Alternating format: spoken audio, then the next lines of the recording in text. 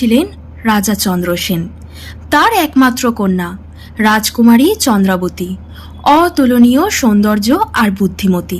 একদিন তিনজন রাজপুত্র দেবেন্দ্র, মহেন্দ্র আর সুরেন্দ্র তাকে বিয়ে করতে চাইলেন। তিনজনই যোগ্য, একজন পণ্ডিত, একজন বীর আর একজন তপস্বী।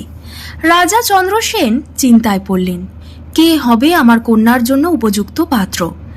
দিন কেটে গেল, কিন্তু হঠাৎ ভাগ্য যেন অন্য কিছু লিখে রেখেছিল। রাজকুমারী চন্দ্রাবতী মারা গেলেন। পুরো রাজ্য শোকে ডুবে গেল। তিন রাজপুত্র ভেঙে পড়লেন, কিন্তু তাদের ভালোবাসা থামল না মৃত্যুতেও। দেবেন্দ্র, সেই পণ্ডিত রাজপুত্র, তার জ্ঞান দিয়ে এক প্রাচীন শাস্ত্র খুঁজে বের করলেন, যেখানে লেখা মৃতদেহে প্রাণ ফিরিয়ে আনা যায়। যোদ্ধা রাজপুত্র মহেন্দ্র সেই মৃতদেহের অস্থি পাহারা দিলেন দিনরাত, কেউ যেন ক্ষতি করতে না পারে। আর সুরেন্দ্র, যিনি সন্ন্যাসী হয়েছিলেন, তপস্যা করে দেবতাদের থেকে আশীর্বাদ পেলেন, যে দেহে প্রাণ নেই সেই দেহে প্রাণ ফিরিয়ে আনার। এরপর অনেক দিন পর তিনজন একসঙ্গে মিললেন নদীর ধারে, যেখানে রাজকুমারীর দেহ দাহ করা হয়েছিল। দেবেন্দ্র পাঠ করলেন মন্ত্র, সুরেন্দ্র ছিটিয়ে দিলেন পবিত্র জল, আর মহেন্দ্র রাজকুমারীর অস্থি রাখলেন তার পাশে। মুহূর্তের মধ্যে দেহ নড়ল, চোখ খুলল, রাজকুমারী ফিরে পেলেন নতুন জীবন। এরপর চারজন মিলে রাজসভাতে রাজার কাছে গেলেন। প্রত্যেক রাজপুত্র রাজকুমারী চন্দ্রাবতীকে নিজের বলে দাবি করেছিলেন। দেবেন্দ্র বললেন, আমি আমার মন্ত্র দিয়ে তোমাকে জীবন দিয়েছি।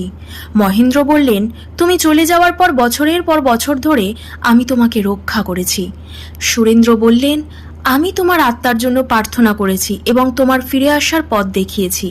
রাজা চন্দ্রসেন আনন্দে কেঁদে ফেললেন, কিন্তু একদিকে চিন্তায় পড়লেন। কিন্তু এবার প্রশ্ন উঠল, কে হবে রাজকুমারীর স্বামী? বেতাল থেমে গেল, তার চোখে আবার সেই চেনা কৌতূহল।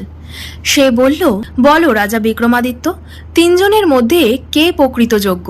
পণ্ডিত, যিনি প্রাণ ফিরিয়ে দিলেন, যোদ্ধা, যিনি রক্ষা করলেন, নাকি সন্ন্যাসী, যিনি আশীর্বাদ পেলেন? রাজা বিক্রমাদিত্য নীরব রইলেন না, তার কণ্ঠ দৃঢ়।